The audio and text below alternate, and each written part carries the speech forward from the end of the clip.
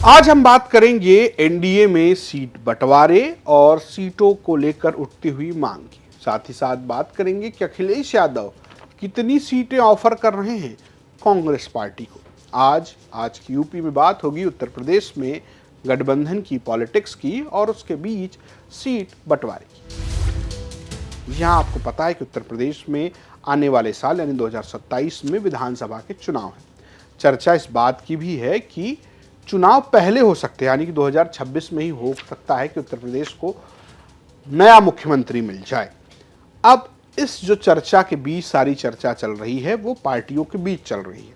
इसकी शुरुआत हुई इंडिया गठबंधन की बैठक से, जहां पर राहुल गांधी पहुंचे और पहुंचे अखिलेश यादव। बात हो गई कि भैया तालमेल कैसे बैठेगा, इस पर हम आपको बताएंगे कि वहां क्या चल रहा है। लेकिन जब इसकी चर्चा हो रही थी तो जो दूसरा गठबंधन है यानी कि एनडीए, बीजेपी के नेतृत्व वाला गठबंधन, उसमें भी अपने तरीके से चर्चा शुरू हो गई है। पहले ओम प्रकाश राजभर ने काम किया। ओम प्रकाश राजभर, जिन्हें लोग पियर का चचा कहते हैं, उन्होंने अपनी पार्टी की तरफ से 32 विधानसभा पे प्रभारी घोषित कर दिए। कुल मिलाकर पिछली बार 17 पे लड़े थे, 6 जीते थे। इस बार बीजेपी से 32 सीटें मांग रहे हैं और उसमें कुछ ऐसी सीटें हैं जहां पर निषाद पार्टी के विधायक हैं, कहीं बीजेपी के विधायक हैं और कहीं ये संभावना है कि बाहुबलियों की सीट है, वहां से वो लड़ा सकते हैं। अभी बात ओम प्रकाश राजभर और पूर्वांचल की हो रही थी। अगली आवाज उठी पश्चिम से। पश्चिम में जयंत चौधरी की पार्टी राष्ट्रीय लोक दल यानी कि आरएलडी ने भी 40 सीटों को लेकर डिमांड कर दी है। बीते दिनों मुरादाबाद में रैली के बाद आरएलडी के राष्ट्रीय अध्यक्ष और केंद्रीय मंत्री जयंत चौधरी ने अपने पार्टी के कार्यकर्ताओं से एक रिपोर्ट मांगी है। कहा है कि उन सीटों का नाम बताइए जहां से हम चुनाव लड़ना चाहते हैं। अपने कोर कमेटी के मेंबर्स को जमीनी रिपोर्ट तैयार करने के लिए जयंत चौधरी ने निर्देश दिया है कि उन क्षेत्रों में बूथ स्तर तक जानकारी जुटाई जानी चाहिए और इसके नज़र पर ही उत्तर प्रदेश में नई प्रदेश कार्यकारिणी के गठन की भी बात कही गई है। लेकिन इन सबके बीच पार्टी के अंदर खाने एक चर्चा है, वो ये है कि 35 से 40 सीट बीजेपी से मांगना है।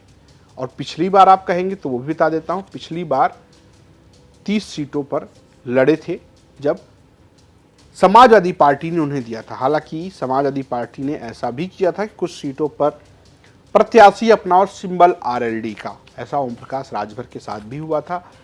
तो इस मामले में भी ऐसा हो सकता है कि क्या बीजेपी 40 सीटें देंगी, ये बड़ी चर्चा है। लेकिन क्या कह रहे हैं आरएलडी के राष्ट्रीय सचिव अनुपम मिश्रा, जना उनको सुन लीजिए। इस बार ये चर्चा चल रही है कि आप जो अंदर खाने में पार्टी की चर्चा है कि 40 सीट 30-35 सीट्स, आपको लगता है बीजेपी से आपकी जब बातचीत होगी तो इसमें आप लोग का कुछ अप्रूवल मिलेगा? नहीं, मैंने आपसे पहले ही कहा था कि एग्जैक्ट नंबर तो अभी हम नहीं कह सकते हैं, कोई भी नहीं कह सकता, इवन भारतीय जनता पार्टी के भी कोई नहीं कह सकता है। लेकिन बात करेंगे, हम ज़रूर चाहेंगे कि हम अधिक से अधिक सीटों पर लड़ें। हम ये भी चाहेंगे कि हम उन सीट्स पर भी लड़ें जहां हम पहले बहुत मार्जिनल उससे रह गए। तो नए क्षेत्र भी हो सकते हैं हमारे लिए और पुरानी परंपरागत सीट्स भी होंगी हमारे लिए। तो दावा इस बात का है कि भाई पार्टी का विस्तार होना चाहिए। जयंत चौधरी चाह रहे हैं कि जब बीजेपी के साथ वो हैं तो उन्हें ज्यादा सीटें मिले। हालांकि पश्चिम यूपी वो इलाका है जहां पर बिना जयंत चौधरी के भी बीजेपी आसानी से चुनाव जीतती रही है। बीजेपी के लिए यहां जो सबसे महत्वपूर्ण बात है वो है हिंदू मुस्लिम ध्रुवीकरण। पश्चिम यूपी मुस्लिम बाहुल है, वहां पर समाजवादी पार्टी का जो कोर वोटर है यादव, वो बहुत कम है। वहां पर ज्यादा दावेदारी दलितों पर और मुसलमानों पर होती है। इसके अलावा बीजेपी वहां पर जब ध्रुवीकरण की राजनीति में अपना मोहरा चलती है तब हिंदू बनाम मुस्लिम की पॉलिटिक्स होती है और हिंदू एक तरफ मुसलमान एक तरफ। अखिलेश यादव ये चाहते हैं कि यहाँ इस बार ऐसा ना हो, इस बार बात पीडीए की हो जिसमें जाट को एक तरफ कर दिया जाए तो गुर्जर, सैनी, साक ये जो वोटर हैं वो उनके साथ नजर आए। जाट वोटों की बात की जाए तो उसकी जिम्मेदारी या कहिए उसका ठेका जयंत चौधरी के जिम्मे एनडीए के पास है। पिछली बार वो जब बीजेपी के खिलाफ लड़े थे तब भी वो बीजेपी से 40% ही जाट तोड़ पाए थे। 60% जाट बीजेपी के साथ इंटैक्ट रहे। ऐसे में जयंत चौधरी की दावेदारी कितनी मजबूत है कि उन्हें 40 सीटों पर मौका दिया जाए।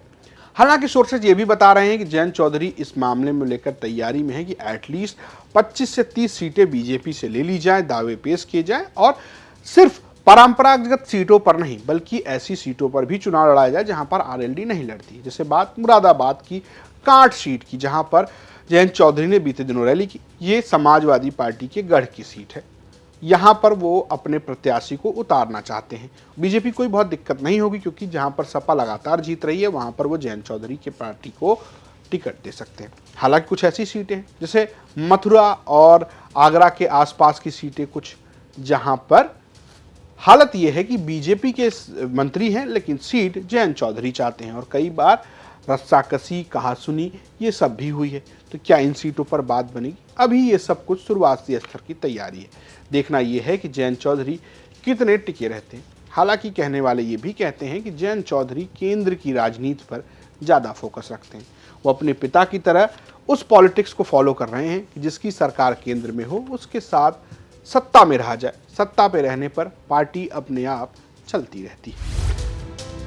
अब बात कर लेते हैं दूसरे गठबंधन की, यानी बात करते हैं इंडिया गठबंधन की। हमने आपको यूपी तक के पिछले एपिसोड में बताया था कि राहुल गांधी और अखिलेश यादव के बीच इंडिया गठबंधन की मीटिंग में बातचीत हुई। जेस्चर भी दिखे, एक दूसरे के साथ बैठे हुए थे, हाथ मिलाते हुई तस्वीरें, बातचीत की तस्वीरें। लेकिन अखिलेश यादव ने उस मीटिंग में एक बात उठाई और ये बात ये थी कि जो कांग्रेस की राज्य की कार्यकारिणी है उसके साथ तालमेल अच्छा नहीं है। राहुल गांधी ने इस पर जवाब ये दिया था कि चूंकि राज्य के नेताओं की बात है तो उनकी बात भी सुनी जानी चाहिए। इन सब के बीच समाजवादी पार्टी ने अब पोजीशनिंग शुरू कर दी है।